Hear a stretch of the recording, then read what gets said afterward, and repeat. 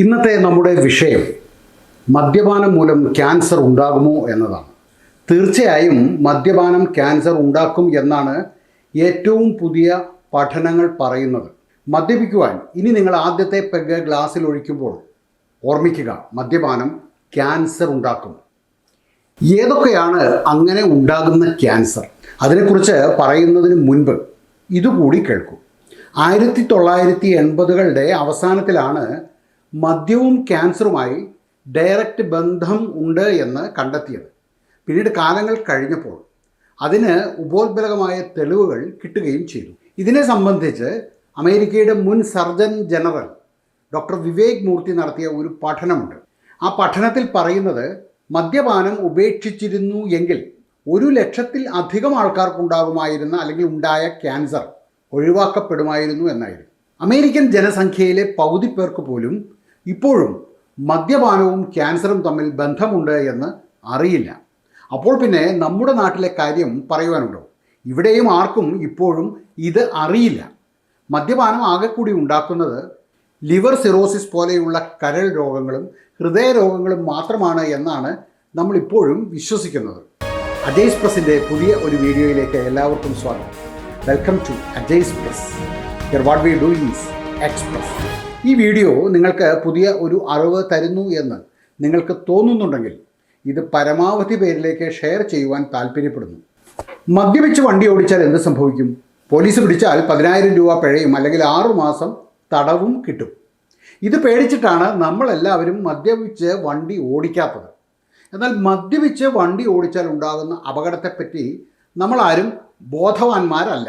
നമ്മുടെ നാട്ടിൽ മദ്യപിച്ച് വാഹനം ഓടിച്ചുണ്ടാകുന്ന അപകടങ്ങൾ അല്ലെങ്കിൽ ഉണ്ടാക്കുന്ന അപകടങ്ങൾ, അതിനെ തുടർന്നുണ്ടാകുന്ന മരണങ്ങൾ, ഇതിനെക്കുറിച്ചൊന്നും കൃത്യമായ കണക്കോ സ്റ്റാറ്റിസ്റ്റിക്സോ ലഭ്യമല്ല. എന്നാൽ അമേരിക്കയിൽ ഈ കണക്കുകൾ ലഭ്യമാണ്.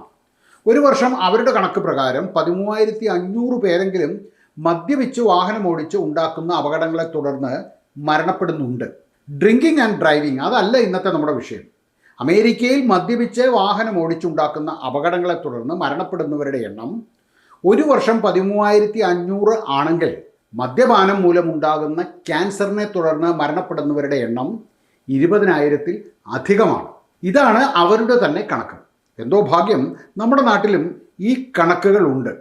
നമ്മുടെ നാട്ടിലെ 40% റോഡ് ആക്സിഡൻറ്റുകളുടെയും കാരണം മദ്യപാനമാണെങ്കിൽ മദ്യപാനം മൂലമുണ്ടാകുന്ന ക്യാൻസർ മൂലം 2020-ൽ 41,600 പേരാണ് മരണപ്പെട്ടത്. എന്നാലും ക്യാൻസറിന് കാരണക്കാരനായ 1-ാം സ്ഥാനക്കാരനായ പുകവലിയും പുകയില ഉൽപ്പന്നങ്ങളുടെയും ഉപയോഗം കഴിഞ്ഞാൽ ക്യാൻസർ ഉണ്ടാക്കുന്ന പ്രമുഖന്മാരിൽ 3-ാം സ്ഥാനത്താണ് മദ്യവും മദ്യപാനവും.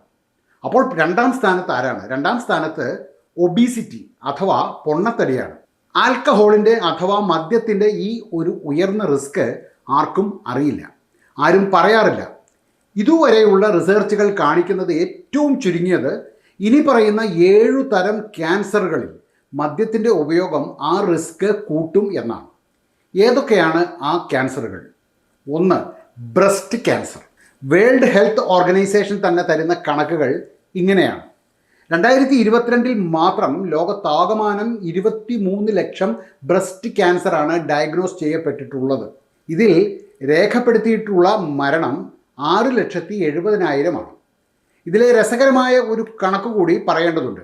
ഹ്യൂമൻ ഡെവലപ്മെൻറ്റ് ഇൻഡെക്സിൽ ഏറ്റവും ഉയർന്ന നിലയിലുള്ള രാജ്യങ്ങളിൽ 12-ൽ ഒരാൾക്ക് ബ്രസ്റ്റ് ക്യാൻസർ ഡിറ്റക്റ്റ് ചെയ്യപ്പെടുമ്പോൾ അവിടങ്ങളിൽ മരണനിരക്ക് 72-ൽ 1ആണ്. എന്നാൽ HDI അഥവാ ഹ്യൂമൻ ഡെവലപ്മെൻറ്റ് ഇൻഡെക്സ് താഴ്ന്ന രാജ്യങ്ങളിൽ 27-ൽ ഒരാൾക്ക് ബ്രസ്റ്റ് ക്യാൻസർ ഡിറ്റക്റ്റ് ചെയ്യപ്പെടുമ്പോൾ മരണനിരക്ക് 48-ൽ 1ആണ്. എന്തുകൊണ്ടാണ് ഈ ഒരു ഇൻഇക്വിറ്റി എന്നത് ഇപ്പോഴും വ്യക്തമല്ല. പക്ഷേ ഇത് വിരൽ ചൂണ്ടുന്നത് HDI അഥവാ ഹ്യൂമൻ ഡെവലപ്മെൻറ്റ് ഇൻഡെക്സ് ഉയർന്ന രാജ്യങ്ങളിൽ സ്ത്രീകളിൽ മദ്യപാനം കൂടുതലാണ് എന്നല്ലേ. അമേരിക്കയിലെ നാഷണൽ ഇൻസ്റ്റിറ്റ്യൂട്ട് ഓഫ് ഹെൽത്ത് പറയുന്നത് മോഡറേറ്റ് ആൽക്കഹോൾ കൺസംഷൻ പോലും ബ്രസ്റ്റ് ക്യാൻസറിൻ്റെ സാധ്യത 30 മുതൽ 50% വരെ ഉയർത്തും എന്നാണ്. ഒരു ദിവസം 2 ഡ്രിങ്ക് മാത്രം കഴിക്കുന്ന സ്ത്രീകളിൽ 100-ൽ 4 പേർക്ക് ബ്രസ്റ്റ് ക്യാൻസർ ഡെവലപ്പ് ചെയ്യുന്നു. ഇനി മറ്റ് 6 തരം ക്യാൻസറുകൾ കൂടി ഏതൊക്കെയാണ് എന്ന് പറയാം. കോളോറെക്ടം ക്യാൻസർ, വൻകുടലിലെയും മലാശയത്തിലെയും ക്യാൻസർ. ഈസോഫാഗസ് ക്യാൻസർ, അന്നനാളത്തിലെ ക്യാൻസർ. ലിവർ ക്യാൻസർ, കരളിലെ ക്യാൻസർ. മൗത്ത് അല്ലെങ്കിൽ ഓറൽ ക്യാവിറ്റിയിലെ ക്യാൻസർ, വായിലെ ക്യാൻസർ. ത്രോട്ട്, ഫാരിങ്സ്, തൊണ്ടയിലെ ക്യാൻസർ. വോയിസ് ബോക്സ്, ലാരിങ്സ്, ലാരിങ്സിലെ ക്യാൻസർ, ശബ്ദനാളത്തിലെ ക്യാൻസർ. ഇപ്പോൾ പറഞ്ഞതൊക്കെയാണ് ആ 7 തരം ക്യാൻസറുകൾ. എങ്ങനെയാണ് ആൽക്കഹോൾ, മദ്യം, ക്യാൻസർ ഉണ്ടാക്കുന്നത്? ബയോളജിക്കൽ പഠനങ്ങൾ വെളിവാക്കുന്നത് മദ്യത്തിലെ ആൽക്കഹോൾ എന്ന് പറയുന്ന എത്തനോൾ ഏറ്റവും ചുരുങ്ങിയത് 4 വ്യത്യസ്ത രീതിയിലാണ് ക്യാൻസർ ഉണ്ടാക്കുന്നത്. ഏതൊക്കെയാണ് ആ രീതികൾ?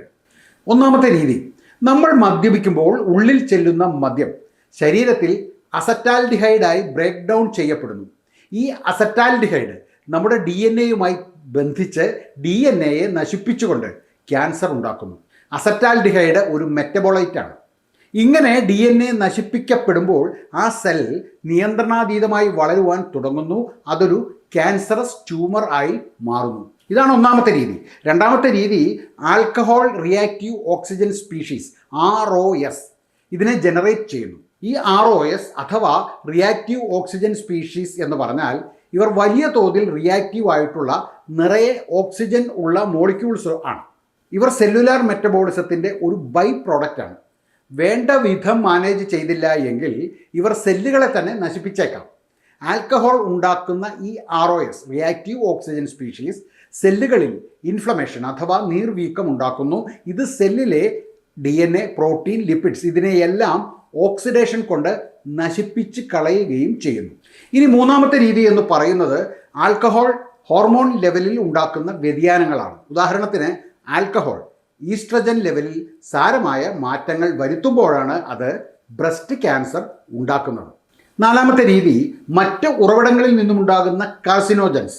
ഉദാഹരണത്തിന് പുകവലിക്കുമ്പോൾ ഉണ്ടാകുന്ന പുകയിൽ അടങ്ങിയിട്ടുള്ള കാർസിനോജൻസ് അത് ആൽക്കഹോളിൽ പെട്ടെന്ന് അലിഞ്ഞു ചേരുന്നു. അങ്ങനെ സംഭവിക്കുമ്പോൾ അത് ശരീരം വളരെ പെട്ടെന്ന് അബ്സോർബ് ചെയ്യുന്നു. സ്വാഭാവികമായും വായിലെയും തൊണ്ടയിലെയും ക്യാൻസറിന് അത് വഴിവെക്കുന്നു. ഇതിൽ തന്നെ ആദ്യം പറഞ്ഞ 2 രീതികൾ, അസറ്റാൽഡിഹൈഡും സെല്ലിലെ ഇൻഫ്ലമേഷനും, ഇത് രണ്ടും ഇപ്പോൾ തെളിവുകൾ സഹിതം എസ്റ്റാബ്ലിഷ് ചെയ്തിട്ടുണ്ട്. 3ഉം 4ഉം രീതികൾ ഹോർമോൺ ലെവലിൽ വരുന്ന വ്യതിയാനങ്ങളും ആൽക്കഹോൾ ഒരു സോൾവെൻ്റ് പോലെ ശരീരത്തിൽ പ്രവർത്തിക്കുന്നതും, ഇത് രണ്ടും കാർസിനോജെനിസിസിന് വഴിവെക്കുന്ന 2 പ്രധാനപ്പെട്ട പാതകൾ എന്ന നിലയിൽ ഇപ്പോൾ അംഗീകരിക്കപ്പെട്ടിട്ടുണ്ട്. പക്ഷേ പ്രവർത്തനങ്ങൾ എങ്ങനെ എന്നതിനെ സംബന്ധിച്ച് കുറച്ചുകൂടി വ്യക്തത വരുവാനുണ്ട് എന്നാണ് പറയുന്നത്. ഇത് മാത്രമല്ല, ആൽക്കഹോൾ ശരീരത്തിൽ ഉണ്ടാക്കുന്ന ഫോളിക് ആസിഡ് ഡെഫിഷ്യൻസി അതും ക്യാൻസറിന് കാരണമാകുമോ എന്ന പഠനങ്ങളും ഇപ്പോൾ നടക്കുന്നുണ്ട്. വേൾഡ് ഹെൽത്ത് ഓർഗനൈസേഷൻ്റെ ഒരു സ്പെഷ്യലൈസ്ഡ് ക്യാൻസർ ഏജൻസി ഉണ്ട്, IARC അഥവാ international agency for research on cancer എന്നാണ് അതിൻ്റെ പേര്. അവരും ആൽക്കഹോളിനെ പുകയില, ആസ്ബസ്റ്റോസ്, ഫോർമാൽഡിഹൈഡ് ഇതിനോടെല്ലാം ഒപ്പം ഗ്രൂപ്പ് 1 പെടുത്തിയിരിക്കുന്നത്.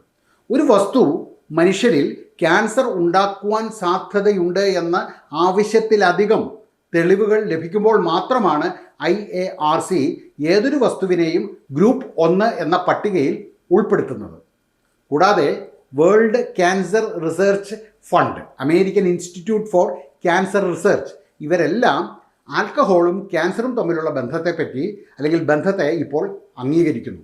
കൺവിൻസിങ് ഇൻക്രീസസ് റിസ്ക് എന്നാണ് അവർ പറയുന്നത്. മറ്റൊന്ന് US നാഷണൽ ടോക്സിക്കോളജി പ്രോഗ്രാമാണ്. 2000 ആൽക്കഹോളിക് ബെവറേജ് കൺസംഷൻ ഒരു ഹ്യൂമൻ കാർസിനോജൻ ആണ് എന്ന ഒരു കൺക്ലൂഷനിൽ അവരും എത്തിയിരുന്നു.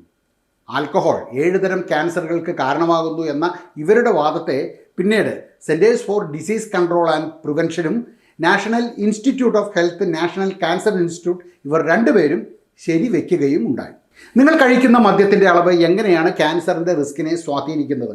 ഈ കഴിക്കുന്ന അളവ് തീർച്ചയായും ക്യാൻസർ എന്ന റിസ്കിനെ സ്വാധീനിക്കുന്നു എന്ന കാര്യത്തിൽ തർക്കം ഉണ്ടാകാൻ ഇടയില്ല. സ്ഥിരമായും ഒരു കാലയളവിൽ കഴിക്കുന്ന മദ്യത്തിൻ്റെ അളവാണ് പ്രധാനപ്പെട്ട ഫാക്ടർ. കൂടുതൽ അളവിൽ കഴിക്കുന്നു എന്നത് തന്നെ റിസ്ക് കൂടുവാൻ കാരണമാകുന്നു. എന്നാൽ ബ്രസ്റ്റ്, മൗത്ത്, ത്രോട്ട് ഇവിടങ്ങളിലെ ക്യാൻസർ ദിവസവും ഒന്നിലധികം ഡ്രിങ്ക്സോ എടുക്കുമ്പോൾ തന്നെ ഉയരുവാൻ തുടങ്ങുന്നു എന്നുകൂടി അറിയുക. എന്തൊക്കെയാണെങ്കിലും മദ്യപാനത്തിൽ റെക്കമെൻഡഡ് ലിമിറ്റ്സ് എന്ന ഒന്നുണ്ടോ? ഇല്ല എന്ന് തന്നെയാണ് എൻ്റെ വിശ്വാസം. അങ്ങനെയൊന്നുണ്ട് എന്ന് നിങ്ങൾ വിശ്വസിക്കുന്നുണ്ടെങ്കിൽ അതും ക്യാൻസറിനും മറ്റ് ഹൃദയരോഗങ്ങൾക്കും കരൾ രോഗങ്ങൾക്കും കാരണമാകുന്നു എന്ന കാര്യത്തിൽ യാതൊരു സംശയവും വേണ്ട, സംശയവുമില്ല. ചില തരം ക്യാൻസറുകളിൽ ദിവസേനയുള്ള ഒരു ഡ്രിങ്ക് പോലും ക്യാൻസറിന് കാരണമാകും. അതുകൊണ്ട് ഇതൊരു മുന്നറിയിപ്പായി കരുതുക. ആദ്യം പറഞ്ഞത് തന്നെ ഒന്നുകൂടി പറയുന്നു. ഇനി നിങ്ങൾ ആദ്യത്തെ പെഗ് ഗ്ലാസ്സിൽ ഒഴിക്കുമ്പോൾ ഓർമ്മിക്കുക, മദ്യപാനം ക്യാൻസർ ഉണ്ടാക്കും. ഈ വീഡിയോ നിങ്ങൾക്ക് ഇഷ്ടമായിട്ടുണ്ടെങ്കിൽ ഇത് മറ്റുള്ളവർക്ക് കൂടി ഒന്ന് ഷെയർ ചെയ്ത് കൊടുക്കുക. എല്ലാവർക്കും നല്ലൊരു ദിവസം ആശംസിക്കുന്നു. ഈ വീഡിയോ കണ്ട എല്ലാവർക്കും നന്ദി. നമസ്കാരം.